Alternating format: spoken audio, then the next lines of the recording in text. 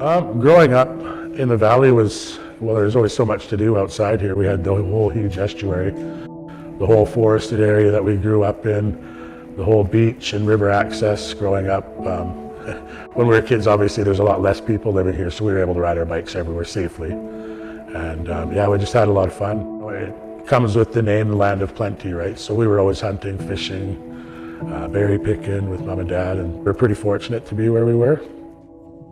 Our river system out here is changing, the river system upriver is changing. The amount of fish, of course, and wildlife, everything's changed, all due to development. So it's quite a big difference from when we were little kids to now, yeah. We're losing a lot of these things. And it's not something that we can just snap our fingers and have it all stopped and kind of restore everything. So that's the big change for me, is seeing everything depreciating. Some of the most important things and valued things is our archaeological sites, our hunting and fishing territories, things that you want saved for future generations. We found all kinds of things growing up here as kids. Seeing fish traps and fish weirs. We found spearheads down here. We found skull caps from human remains, all kinds of lithics, and that's all just down on the beach right here, small arrowheads or broken parts of arrowheads.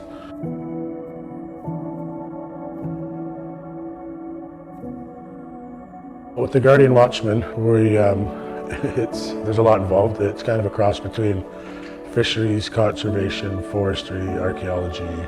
Through the Guardian Watchman department, we do a lot of archaeology work. Our beach over on Bayside Road has been eroding away for decades.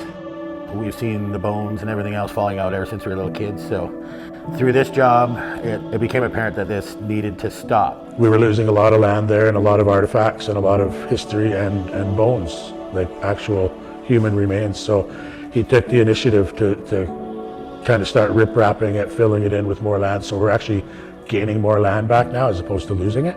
It felt really good to take care of that part of the beach and make sure that no more of our ancestors' bones have been washed away.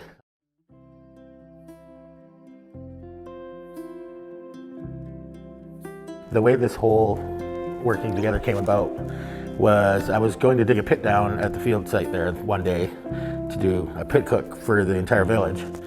And every time I dug a hole, I'd get 12 inches down and find shell midden. So I'd move over 10 feet, dig down, 12 inches, find shell midden. And that happened 5 or 6 times. So even though we did dig and have a fire, in the midden, it got reported to the nation, and then the nation, I think, contacted Jesse Morin, who contacted SFU, which in turn came to do the study at the site.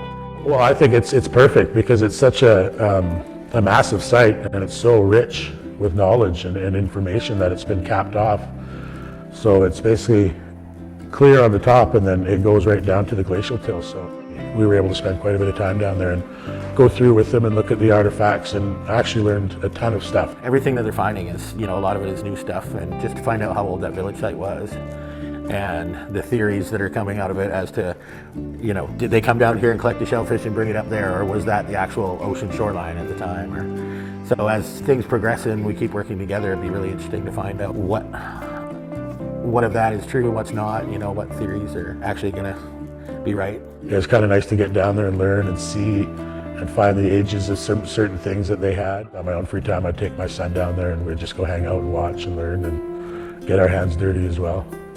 So yeah, it was a lot of fun. Us as Guardians got to know the students really, really well. And we even had them down at the river and did a little mock dance and dinner for them and stuff one night, just to show our appreciation. Just so many cool things that you can learn from.